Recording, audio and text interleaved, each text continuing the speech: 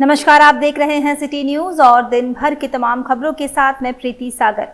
खबरों में बात करेंगे सबसे पहले आज की सुर्खियों की। चाईबासा से अपहरण कर ले जा रही 2 नाबालिग लड़कियों ने चलती गाड़ी से कूदकर बचाई जान, पुलिस जांच में जुटी। बालीगुमा में आपसी विवाद में एक युवक गंभीर रूप से घायल, थाना में मामला दर्ज। और पंडरासाली में एक सड़क दुर्घटना में 3 युवक घायल, विधायक दशरथ गागराई ने एम्बुलेंस से घायलों को भेजा अस्पताल। खबरें अब विस्तार से। चाईबासा के सोनुआ थाना क्षेत्र से 2 नाबालिग लड़कियों को अपहरण कर ले जा रहे थे बदमाश। गाड़ी से कूदकर भागी दोनों लड़कियां। स्थानीय मुखिया ने दोनों को पहुंचाया थाना। पुलिस कर रही है मामले की छानबीन। चाईबासा के सोनुआ थाना क्षेत्र से 2 नाबालिग लड़कियों को अपहरण करने की घटना सामने आई है।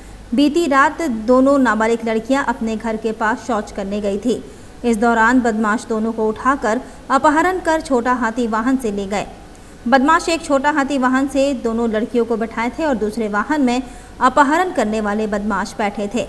इस दौरान रास्ते में गाड़ी की गति धीमा होने पर दोनों लड़कियां गाड़ी से कूदकर भाग गई और गोइलकेरा थाना क्षेत्र गोटम्पा गांव पहुंची। दोनों लड़कियों ने इस गांव में सहिया के घर में रात भर शरण ली।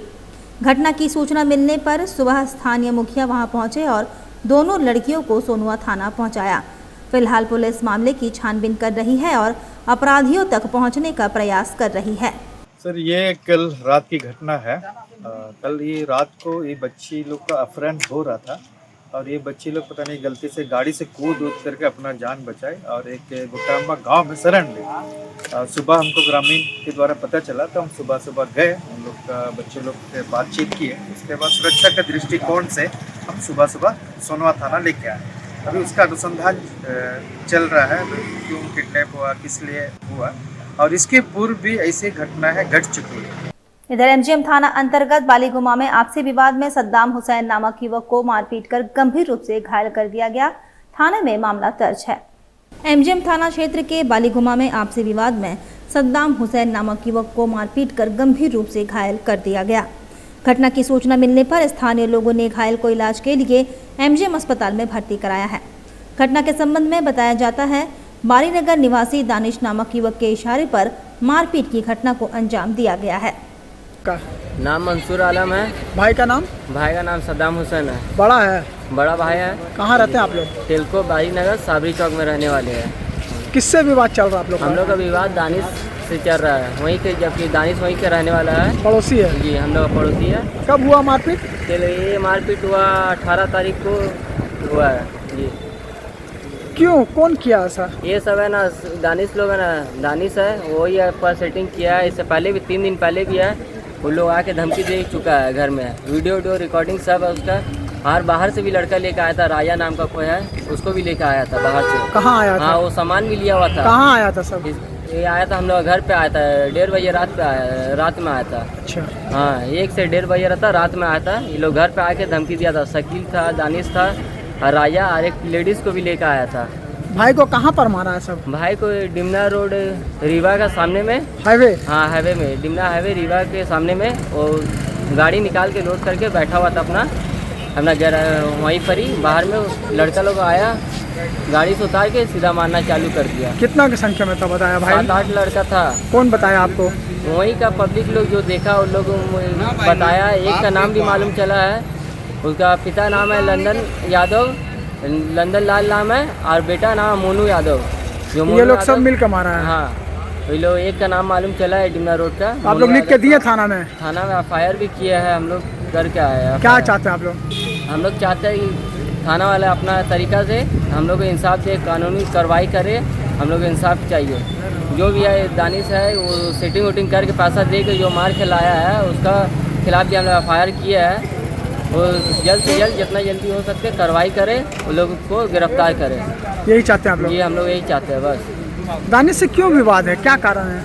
विवाद है वही बस्ती का लेकर आपस में। वो लोग मतलब अपना जब न तब हम लोग घर आता है, जब न तब मार करके जाता है, लड़ाई झगड़ा कर के जाता है। एक बार इससे पहले का भी वीडियो है, उसका भाई भी आया था, लड़ाई झगड़ा करके गया था इससे पहले भी। उधर विधायक ने घायलों को पहुंचाया अस्पताल। बाइक चलाते वक्त हेलमेट का उपयोग जरूर करें तथा अपने आप को नशा से दूर रखे, विधायक दशरथ गागराई ने कहा। पांड्रासाली थाना क्षेत्र के चुरगोई पानी टैंक चौक के समीप एक सड़क दुर्घटना में 3 युवक बुरी तरह से घायल होकर सड़क पर गिरे हुए थे। वहीं स्थानीय विधायक दशरथ गागराई ने अपने क्षेत्र के भ्रमण के दौरान उनकी नजर तीनों घायलों के ऊपर पड़ने से मानवता का परिचय देते हुए उन्होंने 108 एम्बुलेंस को कॉल किया। कुछ ही देर बाद एम्बुलेंस घटनास्थल पहुंचे। बिना देरी के तीनों को त्वरित रूप से सदर अस्पताल चाईबासा उपचार के लिए भेज दिया गया। मिली जानकारी के अनुसार तीनों घायल युवक रुईडी पंचायत के पताहातू गांव के रहने वाले हैं, जिसमें विजय कृष्ण के बारे में मिली जानकारी के अनुसार शकरदरपुर से खरसवा जाने वाली सड़क पर चुरगुई पानी टैंक के समीप पिकअप वैन और मोटरसाइकिल के सीधी टक्कर हो जाने से तीनों युवक दुर्घटना का शिकार हो गया। इस घटना के पश्चात विधायक दशरथ गागराई ने युवा वर्ग को आह्वान करते हुए कहा कि बाइक चलाते वक्त हेलमेट का उपयोग जरूर करें तथा अपने आप को नशा से दूर रखें। कोल्हान स्तरीय पुलिस ड्यूटी मीट का शुभारंभ, कोल्हान डीआईजी ने किया उद्घाटन। तीनों जिलों के सैकड़ों पुलिस पदाधिकारी ले रहे हिस्सा। जमशेदपुर के बिष्टुपुर स्थित सर्किट हाउस सभागार में बुधवार से कोल्हान प्रमंडल स्तरीय पुलिस ड्यूटी मीट का शुभारंभ हुआ। इस मीट का उद्घाटन डीआईजी अनुरंजन किस्पोट्टा ने किया। विदित हो कि अपराध अनुसंधान को लेकर हर साल इस तरह का आयोजन किया जाता है, जिसमें पुलिस पदाधिकारी वैज्ञानिक तरीके से अनुसंधान की जानकारी आपस में साझा करते हैं। इस मीट में जिलों जिले के सैकड़ों पुलिस पदाधिकारी हिस्सा ले रहे हैं। इसमें 10 स्तर की प्रतियोगिता आयोजित की गई है, जिनमें 6 विषयों को शामिल किया गया है। डीआईजी ने प्रतिभागियों का हौसला बढ़ाते हुए उन्हें शुभकामनाएं दी। उन्होंने कहा कि इस तरह के प्रतियोगिताओं से पुलिस पदाधिकारी का ज्ञानवर्धन होता है और कांडों के जांच में तकनीकी सहूलियत होती है। वहीं जमशेदपुर के एसएसपी ने बताया कि इस तरह के प्रतियोगिताओं से पुलिस पदाधिकारियों को वैज्ञानिक तरीके से अनुसंधान में सहूलियत होती है। उन्होंने बताया कि इसी साल फरवरी महीने में झारखंड ने 68वां पुलिस ड्यूटी मीट का मेजबानी किया है। उन्होंने स्वीकार किया कि अभी भी हमारे ऑफिसर्स दूसरे राज्यों की तुलना में कांडों के अनुसंधान में काफ़ी पीछे हैं। ऐसे आयोजनों से उन्हें बल मिलेगा। उन्होंने बताया कि झारखंड पुलिस में भी असीम संभावनाएं हैं, जरूरत है उसे उपयोग में लाने की। सिंहभूम कोल्हान क्षेत्र का पुलिस ड्यूटी मीट का उद्घाटन किया गया है। इसमें तीनों जिला के पुलिस पदाधिकारी या कांस्टेबल्स भाग ले रहे हैं। जो विभिन्न फॉरेंसिक जो ऐड है या जो हमारे अनुसंधान में प्रयोग में लाए जाते हैं, उसमें अपने प्रतिभागी के रूप में पार्टिसिपेट करके जो परीक्षाएं होगी उसमें भाग लेंगे और इसमें से जो सर्वश्रेष्ठ होगा उसे चुनकर हम लोग स्टेट लेवल के लिए भेजेंगे। और हमारा प्रयास जो है, मैंने अपने वक्ता में भी कहा कि हम सभी इसमें से उसका चयन करें और अनुसंधान को अपने बेहतर बनाएं, ताकि हमें हियर से डिपेंड ना रहना पड़े। फिजिकल एविडेंस के माध्यम से हम अपने केसेस को प्रूव कर पाएँ, ताकि न्यायालय में अभियुक्त को सजा मिल सके। वहीं जमशेदपुर प्रखंड के केरवा डोंगरी पंचायत में खराब सड़क और जर्जर होने से लोगों को काफी परेशानी हो रही है। देखने और सूद लेने वाला कोई नहीं है। जमशेदपुर प्रखंड के केरवा डुंगरी पंचायत में सड़कों की हालत बेहद जर्जर और दयनीय बनी हुई है। इन सड़कों पर बड़े बड़े गड्ढों और उबड़ खाबड़ रास्तों के कारण स्थानीय लोगों को आवागमन में भारी परेशानी का सामना करना पड़ रहा है। आए दिन दुर्घटनाओं का खतरा बना रहता है, जिससे ग्रामीणों में आक्रोश और निराशा बढ़ते ही जा रही है। केरवा डुंगरी पंचायत और आसपास के दर्जनों गांवों के हजारों ग्रामीण इस मुख्य सड़क पर निर्भर है। ये सड़क न केवल स्थानीय लोगों के लिए आवागमन का प्रमुख साधन है, बल्कि स्कूल, अस्पताल और बाजार जाने का भी एकमात्र रास्ता है। लेकिन सड़क की बदहाल स्थिति ने ग्रामीणों की जिंदगी को मुश्किल बना दिया है। बारिश के मौसम में तो ये सड़कें कीचड़ और जल जमाव से और भी बदतर हो जाती है, जिससे पैदल चलना तक तो मुश्किल हो जाता है। स्थानीय लोगों का कहना है कि प्रशासन और जनप्रतिनिधियों की अनदेखी के कारण यह समस्या सालों से जस की तस बनी हुई है। स्थानीय मुखिया और ग्रामीणों का कहना है कि सड़क की मरम्मत के लिए कई बार विभाग को शिकायतें की गई है, लेकिन ना तो कोई ठोस कार्रवाई हुई और ना ही कोई सुधार दिखा। बच्चों को स्कूल जाने, मरीजों को अस्पताल पहुंचने और किसानों को अपनी उपज बाजार तक ले जाने में भारी कठिनाई का सामना करना पड़ता है। खासकर रात के समय और आपात स्थिति में सड़क का उपयोग करना जोखिम भरा होता है। ग्रामीण का आरोप है कि उनके बार बार अनुरोध के बावजूद जिम्मेदार और जनप्रतिनिधि इस समस्या की ओर ध्यान नहीं दे रहे हैं। नाम है लक्ष्मी हेम्ब्रम, मैं केरवा डोंगरी पंचायत गांव तलसा की वार्ड सदस्य हूँ। और हम लोग का जो रोड इधर इतना खराब है, कुदादा से छोटा तलसा तक आने जाने में बहुत ही दिक्कत हो रहे हैं और स्कूल बच्चे लोग भी आने जाने में बहुत ही दिक्कत हो रहा है। वो लोग भी, क्योंकि इतना बड़ा बड़ा पत्थर निकला हुआ है, बहुत ही परेशानी में है। जल्दी से जल्दी ये रोड को हम लोग को बना दीजिए। कुदादा से वो तलसा, छोटा तलसा आने जाने में हम लोग को दिक्कत हो रही है और इतना बड़ा बड़ा पत्थर निकला हुआ है, तो सबसे पब्लिक सब बहुत दिक्कत हो रहा है आने जाने में हम लोग का। ये काफ़ी दिन से ख़राब है और इसके लिए हम लोग ग्रामीण के तरफ से, हम पंचायत के ओर से हम लोग प्रयासरत हैं, लेकिन विभाग के लापरवाही से अभी तक हो नहीं पाया है। पिछले दिनों हम जब गए थे विभाग में तो टेंडर हुआ है, ये जानकारी मिला, बट टेंडर होने के बाद भी अभी एग्रीमेंट में इतना देरी हो रहा है। तो इस प्रकार से और बहुत सा रोड है जो टेंडर भी हो चुका है, अभी तक चालू नहीं हुआ है। किरवा डुंगरी पंचायत और आसपास के गांवों के ग्रामीणों की यह समस्या केवल सड़क ही नहीं बल्कि उनकी रोजमर्रा की जिंदगी और सुरक्षा से जुड़ी है। प्रशासन जनप्रतिनिधियों को इस गंभीर मुद्दे पर तत्काल ध्यान देने की जरूरत है ताकि ग्रामीणों को इस बदहाल सड़क की वजह से होने वाली परेशानियों से निजात मिल सके। हम उम्मीद करते हैं कि जल्द से जल्द इस दिशा में कोई ठोस कदम उठाया जाए। और उपायुक्त के निर्देशानुसार डीटीओ एवं डीएसपी ट्रैफिक ने पेट्रोल पंप संचालकों के साथ बैठक की। नो हेलमेट नो पेट्रोल आदेश के प्रभावी क्रियान्वयन पर चर्चा हुई, आवश्यक दिशा निर्देश दिए गए। सड़क सुरक्षा जागरूकता अभियान के तहत उपायुक्त कन्या सत्यार्थी के निर्देशानुसार प्रवर्तन विभाग के पदाधिकारियों ने पेट्रोल पंप संचालकों के साथ बैठक कर नो हेलमेट नो पेट्रोल आदेश के प्रभावी क्रियान्वयन को लेकर आवश्यक दिशा निर्देश दिए। डीटीओ धनंजय एवं ट्रैफिक डीएसपी नीरज कुमार ने पेट्रोल पंप संचालकों को निर्देश दिया कि 2 पहिया वाहन चालकों को पेट्रोल केवल तभी दिया जाए जब वे हेलमेट पहनकर आएं। इसी तरह 4 पहिया वाहनों में चालक एवं सहयात्रियों की सीट बेल्ट का उपयोग अनिवार्य करने पर बल दिया गया। पंप परिसरों में नो हेलमेट नो फ्यूल जैसे स्पष्ट साइन बोर्ड लगाने का भी निर्देश दिया गया है। ट्रैफिक डीएसपी ने पेट्रोल पंपों के बाहर सीसीटीवी कैमरा लगाने एवं नियम तोड़ने वालों वाहनों का विवरण उपलब्ध कराने की अपील की ताकि उनके खिलाफ आवश्यक कार्रवाई की जा सके। बैठक में मोटरयान निरीक्षक सूरज हेम्ब्रम, सड़क सुरक्षा टीम एवं जिला अंतर्गत पेट्रोल पंप संचालक प्रतिनिधि उपस्थित रहे। इधर मुख्यमंत्री हेमंत सोरेन बुधवार को जमशेदपुर पहुंचे। वह घोड़ाबांधा स्थित पूर्व शिक्षा मंत्री रामदास सोरेन के आवास पर गए। यहां सीएम हेमंत सोरेन ने स्वर्गीय रामदास सोरेन के चित्र पर माल्यार्पण कर उन्हें श्रद्धांजलि दी। इस मौके पर झारखंड के कई वरिष्ठ झामुमो नेता उपस्थित रहे। श्रद्धांजलि देने के बाद पत्रकारों से बात करते हुए मंत्री हेमंत सोरेन ने कहा कि स्वर्गीय रामदास सोरेन के निधन से झारखंड की राजनीति की बहुत बड़ी क्षति हुई है। उन्होंने कहा कि रामदास सोरेन ने कोल्हान की राजनीति में बड़ा मुकाम हासिल किया था। उनके निधन पर झामुमो का हर एक पदाधिकारी, हर एक कार्यकर्ता गमगीन है। मुख्यमंत्री हेमंत सोरेन आते ही सीधे रामदास सोरेन के आवास पर गए थे। यहाँ उन्होंने परिजनों से मुलाकात की। मुख्यमंत्री ने परिजनों से लगभग आधा घंटा बात की। रामदास सोरेन की पत्नी और बेटे को ढाढ़स बंधाया। इसके बाद वह आवास से बाहर निकले और श्रद्धांजलि स्थल पर पहुंचकर स्वर्गीय रामदास सोरेन को श्रद्धांजलि दी। वक्त तो चला है अब एक छोटे से ब्रेक का। ब्रेक के बाद खबरें और भी है, तब तक के लिए देखते रहिए सिटी न्यूज। बेहुनर आदमी जिंदगी भर नौकरी की तलाश में भटकता है और हुनरमंद इंसान को नौकरी तलाश करती है।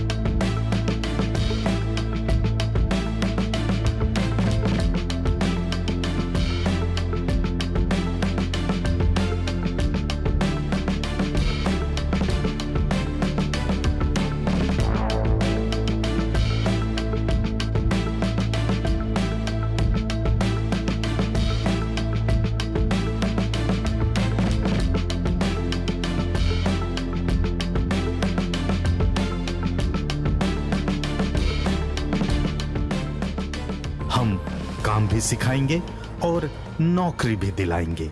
अधिक जानकारी के लिए संपर्क करें अंतर्राष्ट्रीय मान्यता प्राप्त Rabia technical institute and placements council approved by government of India और देखें हमारा वेबसाइट www.rabiainstitute.in।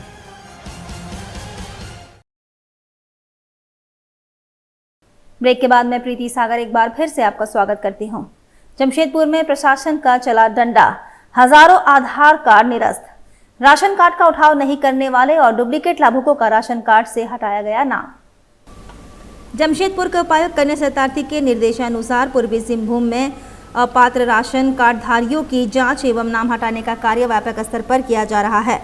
प्रखंडवार जारी KPI रिपोर्ट को लेकर जिला आपूर्ति पदाधिकारी जुल्फिकार अंसारी ने जानकारी दी कि जिले के ग्रामीण व शहरी क्षेत्रों में 22,975 संदिग्ध आधार प्रविष्टियां थी, जिनमें 20,067 नामों को डिलीट किया जा चुका है, जबकि 2,746 का सत्यापन जारी है। इसी प्रकार RCMS के अंतर्गत कुल 16,399 प्रविष्टियों में से अब तक 2,274 नाम हटाए गए हैं, 793 योग्य है और 13,332 का सत्यापन किया जा रहा है।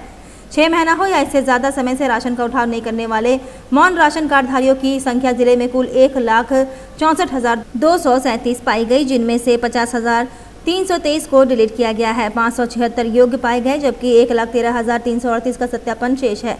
आंकड़ों के अनुसार सार्वजनिक मौन राशन कार्ड सदस्य जमशेदपुर शहरी क्षेत्र में 68,565 तथा गुलमुरी कमजुगसलाई थाना क्षेत्र में 46,703 पाए गए हैं। वहीं डुप्लीकेट लाभुकों की संख्या 25,321 रही, जिनमें से 426 को हटाया गया, 4,009 योग्य पाए गए और 20,886 शेष है। उपायुक्त ने कहा कि अपात्र राशन कार्ड धारियों की जांच एवं सत्यापन वास्तविक लाभुकों तक खाद्यान्न पहुंचाने के उद्देश्य से किया जा रहा है। डुप्लीकेट या अवैध लाभुकों को सूची से हटाकर वास्तविक पात्र परिवारों को योजनाओं का लाभ सुनिश्चित किया जाए। सभी प्रखंड स्तरीय अधिकारियों को लंबित मामलों का शीघ्र निष्पादन करने का निर्देश दिया गया। उधर बाराद्वारी स्थित सेंटर में स्वास्थ्य के प्रति जागरूकता हेतु सेमिनार का आयोजन किया गया।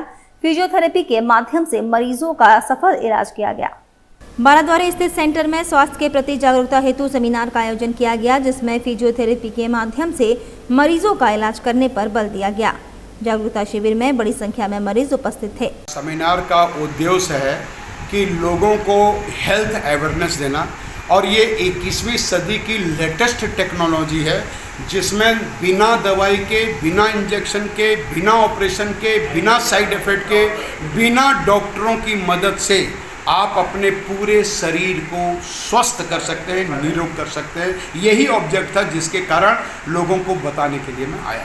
ये ब्रांच 2 महीने से खुला है, कितने लोगों को लाभ मिल रहा है? फिर यहाँ पर मोटा मोटी अभी जैसे मैंने पिंकी जी से बात किया तो इनके यहाँ अभी करीब 40 से 50 लोग आ रहे हैं, और आने वाले समय में मेरा ये मानना है कि यहाँ पर पैर रखने को जगह नहीं मिलेगी, क्योंकि एक ही आदमी जब 10-10 आदमियों को अपने बारे में बताएगा तो यहाँ पर ये कम पड़ जाएगा, ये मेरा विश्वास। ये निःशुल्क है? ये बिल्कुल निःशुल्क है, बिल्कुल निःशुल्क। और यहीं पर नहीं, अभी तो हमारे यहाँ पर टाटा में 2 है, एक डिमना में है और एक यहाँ पर है, और यहाँ पर आगे भी बढ़ेंगे। मैं रांची से हूँ, रांची में हमारे 16 सेंटर हैं।